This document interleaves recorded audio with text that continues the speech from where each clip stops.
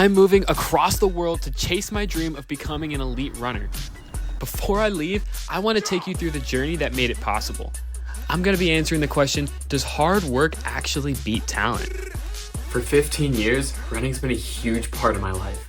The early mornings, the lonely miles in the dark, the races where I felt unstoppable, and the ones that broke me down. In high school, I was told that I'd never reach the goals that I set for myself, but I proved them wrong. I became a Division I athlete. I raced for the University of Texas. I was all-region and cross-country, and I took 6th at the SEC championships. But deep down, I knew there was more. More potential I hadn't unlocked. More I wanted to give to the sport and myself. That's when the opportunity came to move to England, join an elite training group, and pursue my master's degree while competing for Loughborough University. College running isn't like the NFL where there's like a professional draft or a lot of other professional opportunities, unless you are already an Olympic level athlete. I ran some fast times, but not quite as fast as what I need. I ran out of NCAA eligibility, so my options are get a full-time job while trying to train, which a lot of runners end up having to do, run casually, quit entirely, or do something unconventional that I haven't seen a lot of athletes my age do. I have a degree in sports science as well, so I'm going to apply a lot of the stuff that I've learned into a lot of my training. How does somebody do this? It's a lot of preparation. It's been about a year of talking to agents, filling out different applications, applying for a visa, which just took forever, while also trying to figure out all of the costs because I am a graduate student.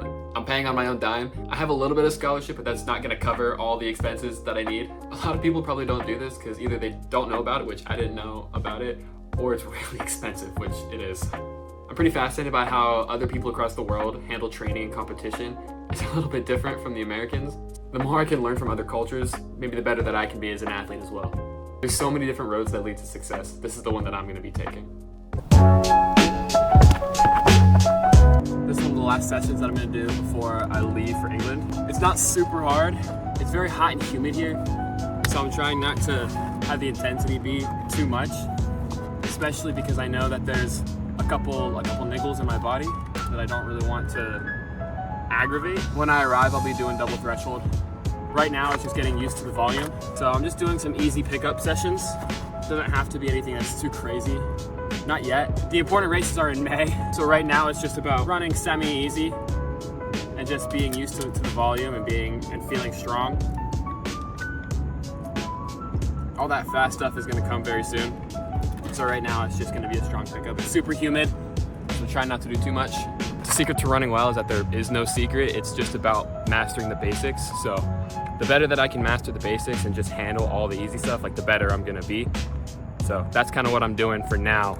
Soon it's going to be all the flashy, and the good stuff, but most of it is just easy mileage, easy tempos, easy fartleks. Beautiful morning out, and then we'll get this done. Just finished the session. I did 5 by 6 minutes with a minute rest. Here's the data right here. Not crazy hard, but it's very humid. It's very, very humid. So I kind of have to adjust for the pacing a little bit. The last rep was uphill, so I try to push myself a little bit, a little slower, but that's okay. Biggest thing is staying controlled and not overheating. So got it done. Not crazy workout. More importantly than anything is getting electrolytes. It's kind of the best thing you can do. Also protein. I don't have any more protein powder. I ran out, so I have to go get some. But protein, carbohydrates, electrolytes, the faster you get those in, the faster you recover. I'm ready to get out of this weather. Heat training is actually super good for you. Heat and humidity. I mean, you get so much increase in blood plasma. It's almost like poor man's altitude. It just sucks. Another important thing is that I'm mostly training alone. So no music, no one else out here besides me. When you're doing that, that's harder.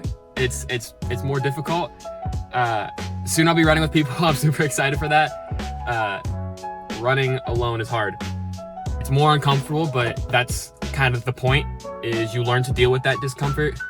Running without music, there's no distractions. You're just kind of there with your thoughts. Next, I'm going to the gym.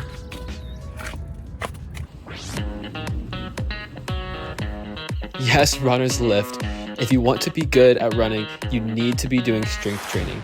Any good strength training session is going to have weights, plyometrics, and mobility. Here I'm doing lower reps with high intensity.